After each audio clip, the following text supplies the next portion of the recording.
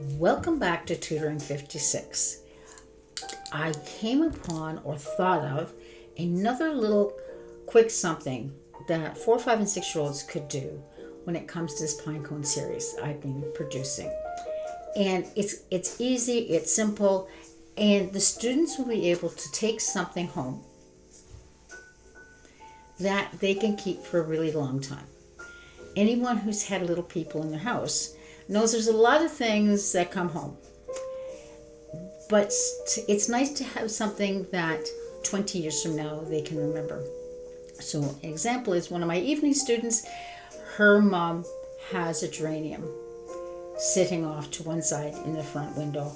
And I've gone, thinking needs a little more light. She says, I know, but it's the best window and I'm not losing it because she planted it when she was in kindergarten. We've watched this thing grow.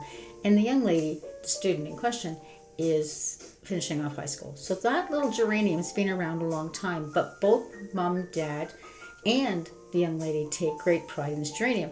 So I was thinking this would be something perfect that the 4, 5, and 6-year-olds can do. It's quite simple, and they can end up with a pine tree. Okay? Now, this does take some pre-work. I will never say it doesn't, and I'll show you why in a minute. But the seeds for this little guy, along with all his buddies in the back corner of my property, all fell last fall. So this little guy here probably germinated over the winter, and he's about a year old. That's it, but he's big enough. And this would be the size pot your students would be planting it in. And by the end of the year, I've had to, I couldn't put him in here if I tried. His root base is too big. So he's in this pot. And when I finish creating this video, he's going down to my front tree line to be planted with some other buddies. Okay, so that's the final project. They can take it home. What you can do, if parents are willing to put in a little extra money, or your homeschooler, is instead of starting it in one of these compostable pots, which is what I'm recommending for the classroom, get a nice ceramic pot, because this is plastic and I hate and despise plastic. And they could decorate it on the outside only. You don't want the paint on the inside. They could decorate it and make it their own little pot. So if the parents in a classroom are willing to throw out $4 or $5 or whatever, you can get these pots at my local dollar store, which is Dollarama in Canada. I'm sure you can get them at the Dollar Tree, and they come with paint. And so the kids can paint the whole pot. Nice finish off to the unit. Really nice finish off to the unit. Okay, so that's the final product. So what you're going to have to do is get one of these pine cones that is still closed up. Not it's closed up afterwards, like you found one on the ground and it got wet and it closed up.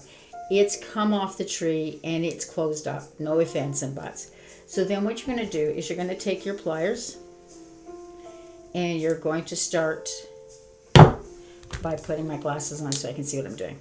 Okay? You'd think somebody who'd been wearing glasses their whole life would know better. Okay? And just very,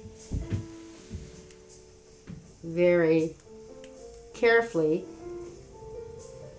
pick off the pieces of the pine cone. All right? And as you do, most of these are what I call the leaves or the petals of a pine cone. There's probably a more biological, efficient word, or effective word, or official is the word I'm looking for. Okay, you want to just keep peeling this off. Now I'm going to keep peeling off here. This one's coming off quite easily because the end of it is broken. So let me just hold this up a little bit higher. Do it in the order it's coming off. Don't try and do it like go past 2 or 3. A lot of this, especially with ones like this, I'm going to adjust my focus.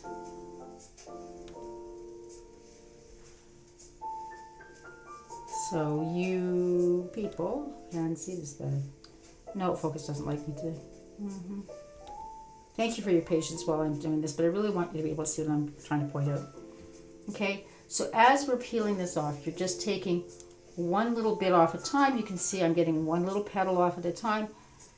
And sometimes it really does take, excuse me, I'm going to try. Like I said in other ones, I'm so absorbed in watching my monitor to make sure it's coming out the way I want it. I forget to look at the camera itself because A and B aren't connected. Okay. You can see that this does take a while. So while I'm doing this, let me make some suggestions. And the first one is, yes, get some of these out so the little ones can actually sit and peel it and they can have the fun of peeling it off.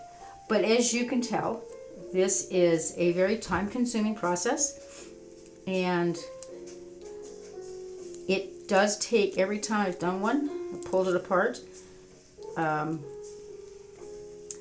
it does take 3 or 4 rounds before I get to where I want it. Up, and there we go. Oh, beautiful. Okay, I'm going to bring this into the camera, and hopefully it will. There we go. It's focusing on. If we look carefully, and take my good old-fashioned pen, you can see something. Oops, going in the wrong direction. That's slightly lighter color. Okay, those are the seeds. That's what you're looking for. Okay, just put it on. And the reason for some of you who, especially if you're homeschoolers or you're teachers in the far north, you're going, yeah, I know that, and I get that. I understand that you're going to go, we get this. We know this, Bev. Like, what are you doing? But please understand that some teachers have lived their whole lives in suburbia or big cities, and so they may not be aware, which is the advantage of homeschooling, because you can bring things live to the students. Or if you teach my way, which is bring it into the classroom and have them doing it, that makes that connection. Besides just going that 2 + 2 is 4, they actually see how they're bringing two things together to come up with a great 4. It helps make that connection, which is where this is working. Okay, so my recommendation is get moms, dads, fellow colleagues, tell them you bring in, if you're a teacher, you bring in a case of donuts and put on a pot of coffee and tea and stuff them if they'd stay for an extra hour. Or curl up with your better half or your mom or whoever and sit there, or you're going to be doing it by yourself,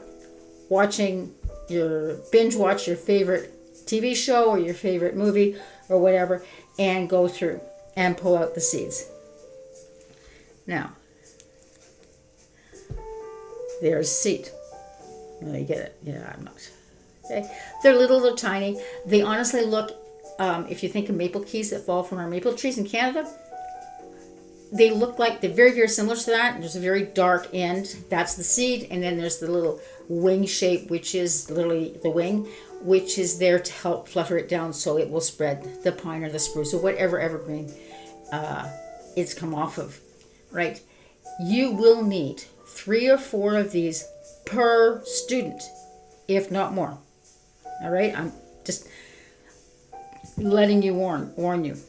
So, but as I said earlier in the video, have your little guys start pulling them apart. And because it doesn't take, like, it's literally even this one that I was pulling apart the other day. They are relatively easy to come out. But they can, and then get to see the inside of it, and they can have the fun of pulling things apart. And that's what science is all about, is being able to see how things work. Okay? So let your little ones, the 4 and 5-year-olds, I put paper towel down to catch the mess, just to make it easier. And everything goes. It works. Okay? So now, the next one is, if this is a class set, and you're not going to go with the little porcelain or ceramic pots where they decorate themselves. These are just compostable. You can get them at any nursery. And if you get it at the right time of year, you can get them from my dollar store, which is a Dollarama. I like them because they're compostable. I can throw them in the ground and they will biodegrade. Okay? So that would be mine.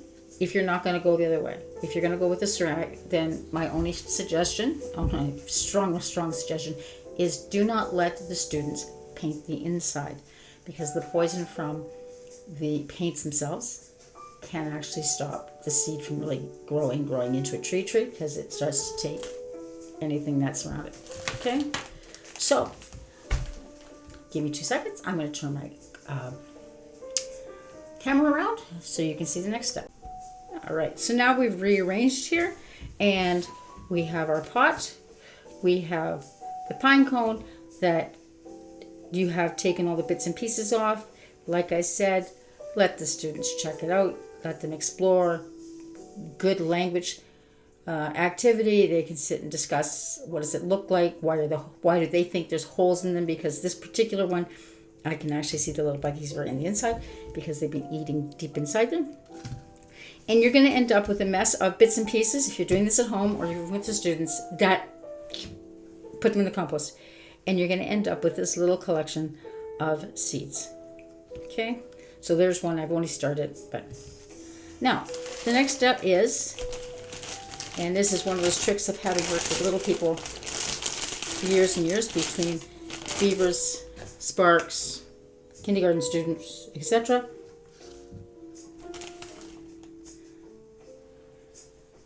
I grab just a big spoon or a little spoon from the kitchen because it's easier to handle than my spade I use, my little spade, even for my herbs. Okay, and you're going to fill this up about 2/3, and then get them to pat it down. Now they don't want to make this hard. What you're doing is you're patting out the extra air so that when they add the water, everything doesn't sink down. And we don't end up, you think you've got this full, you add the water, it sinks half full. No, we want this as full as possible to give the roots of this hopefully new spruce, in my case it's a pine tree, as much room to grow so it can stay in that pot as much as possible. So there we go. Okay, so I tuck it in. Like I said, not extra hard, but just enough to pat it down.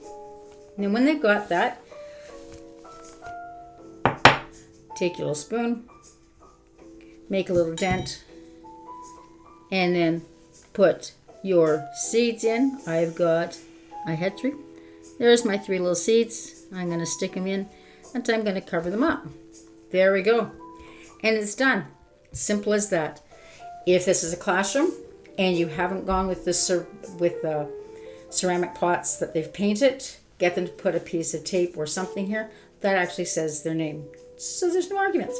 Now, having said that, that seems to be my favorite line. Do a few extras on the side, teachers, because seeds don't always germinate, or seeds will germinate and then they don't last. So we had this little guy that I showed you at the beginning. Well, in that spot where I dug him up 20 minutes ago, probably 200 seeds dropped, and of that 200, only about 30 or 40 have actually germinated. And it'll be interesting to see how many of them actually last this winter. So understand that not all the seeds are going to germinate, but that's a really hard thing to explain to a 4-year-old. Why didn't his germinate it?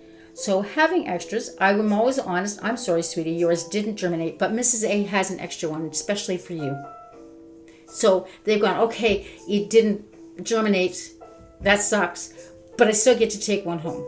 It's not quite as good as having one that's germinated, but they germinated, but it works. The other trick is I just quietly after school will take one of mine that has germinated and put it in the pot that I know is not germinating.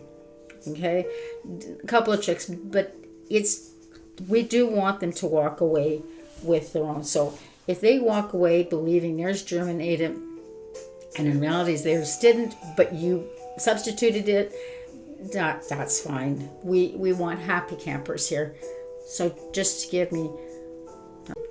Okay, we're back to seeing my face, and I can actually talk to you instead of somewhere extra.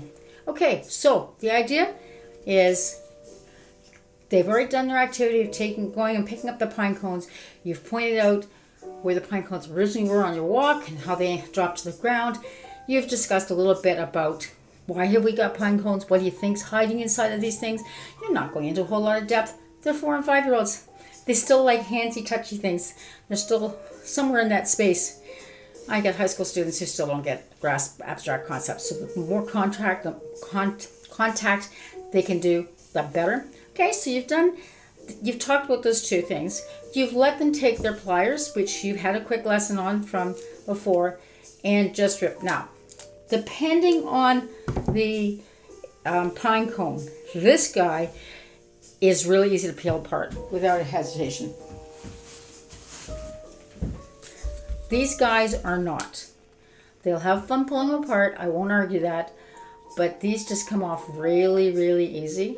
So if you can find a kind of pine cone that's going to come off easy. Now, if I look at my trees, I know what they are. So I can look at mine and say that's a blue spruce or that's a white pine. But at the pine cones, I couldn't tell you which one's which. Okay, I think most of these came off. No, can't tell you. I got white and white pines mixed in with other ones, so I know the trees when I see them. Okay, so there you're going to do. You as a teacher, you're going to do yourself a sanity favor. You are going to sit and peel these off and pull out all those little seeds. And like I pointed out, you can tell because it's got a different texture than the actual, what I call the petals of the pine cone. And they're soft and it's almost see-through. You're going to go, yeah, that sticks out. So you have to be very attentive. Get yourself a pair of tweezers. That helps to gently pull them out. And like I said, have a large pot of coffee. And because you're going to have to pull out 2 or 3 of these to get enough seeds. Okay? Then you're going to take it and either, like I said, come up with a ceramic pot that the parents have bought. Tell them just to buy a little one, or get the clear ones, from your dollar store, and they can paint them. Pick and choose. I mean, that's up to you. This might be a nice idea because then they can go to the store with mommy and daddy and pick up a little pot that they like. And if you've got parents who are into gardening already, they can just do what Mike would do. We go down to the basement and pick one from there. Okay? So when you've done that, then remember, you're going to fill this up with dirt, pat it down to get the air out so that when you add the water, it just doesn't out and compress everything. We want it firm. We don't want it too firm because we want to be able to give those pine roots room to grow without having to fight and push it. Keep them watered. So this is the next step.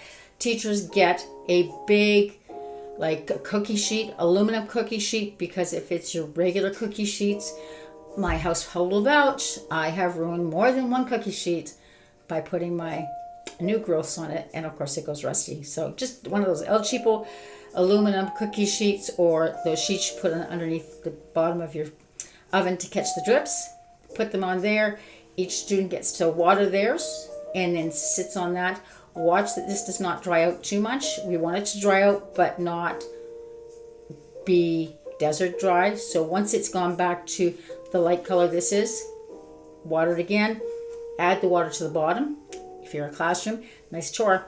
Okay, one group of students every week checks to see if it's dried out, and then they get to. Don't over water.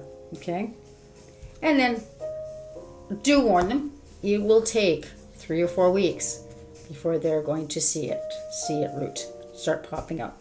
So these guys were russet apples because I love russets, and I couldn't find any saplings, so I went, okay, I'll grow from scratch. It's going to take me 20 years. But I was warned, and I was told how to fertilize, how to germinate the seeds. It could take 6 weeks before those seeds actually germinate. I was also warned, it's like 2 out of every 10, 3 out of every 10 that actually germinate. It doesn't propagate as quickly as we like to think it does. So these seeds were in my fridge cool for 3 months, 4 months. And I kept pulling them out every couple of weeks whenever I was deep cleaning my fridge to go, oh, right, my seeds. And yeah, I got a whole lot of them to germinate. Now, I've had 4 survive, so I've got 4 of these little pots on my kitchen counter growing. Okay, so do warn the students and warn the parents too, because we want them to understand that this isn't instant. And if you happen to be a teacher who's pregnant, it's another nice connection. Baby wasn't instant. It takes a little while for the baby to grow big enough so it can be on its own. Well, same thing here. This isn't instant. It's going to take a little while for the tree to come out. All right? Now, this little guy is actually going to go up to we can see, this is 1 year. There's his root. So 1 year and it's grown that much. Go back at his pot. He's going out to my front tree line after this. Okay, there you go. It's nice. It's fun. It's an afternoon. It'll bring together what they were doing out in their little walk. It'll bring together what they were doing with their crafts. It's a nice finished thing. And like I said, it's something they can take home and be really proud of. Now, if you're in a country, so where I live, my kids would bring it home. We'd leave it in the house for a couple of years just to make sure it's solid, and then I plant it outside. If you happen to be somebody who's living in the city and you've done this, then you're going to have to warn parents. They're going to have to get bigger and bigger pots because obviously it's going to be living on a balcony. And if they are city kids, they got a tiny little Christmas tree that they can decorate. I mean, if you're for country, you can plant it outside and decorate that tree I grew in kindergarten. Anyways, there you go. I hope you really enjoyed it. It was just one of those, I finished putting together the science experiment and I thought, there's something else the guys could do. This would be lots of fun. Now, taking this, wait for my primary session part in the series because we're going to do some comparing of seats in the primary section, which is appropriate to their curriculum in Ontario. There you go. Take care.